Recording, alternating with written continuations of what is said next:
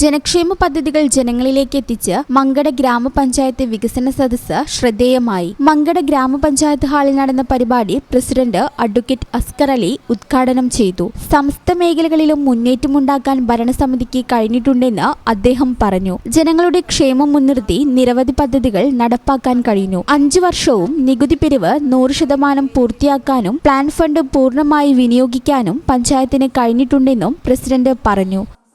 നമ്മുടെ തിരഞ്ഞെടുക്കപ്പെട്ട നമ്മുടെ പഞ്ചായത്തിലെ ജനങ്ങൾക്ക് പരമാവധി സേവനം കൊടുക്കുക എന്നുള്ളതാണ്, വികസനം കൊടുക്കുക എന്നുള്ളതാണ്. നമ്മുടെ രാഷ്ട്രപിതാവ് മഹാത്മാഗാന്ധി അദ്ദേഹം നമ്മുടെ ഈ പഞ്ചായത്ത് രാജ് സംവിധാനം മനസ്സിൽ കൊണ്ടു നടന്നിരുന്ന കാലഘട്ടത്തിൽ അദ്ദേഹം സ്വപ്നം കണ്ടത് നമ്മുടെ ഗ്രാമങ്ങളിലെ ആളുകളുടെ വികസനമാണ്. ഗ്രാമസ്വരാജ് എന്നാണ് അദ്ദേഹം പേരിട്ടത്.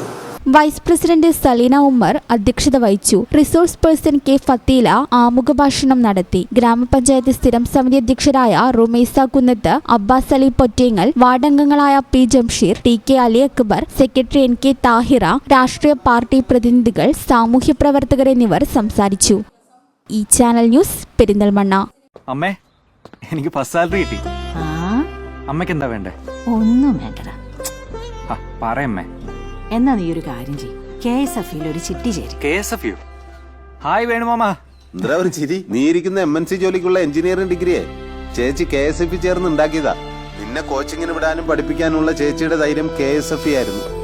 KSF പുതിയ ഹാർമണി ചിട്ടിയുണ്ട്, ഉടനെ നീ അതിൽ ചേരണം. KSF ഹാർമണി ചിട്ടികൾ. അമ്മേ, KSF ചിട്ടിയിൽ ഞാൻ ചേർന്നു കേട്ടോ.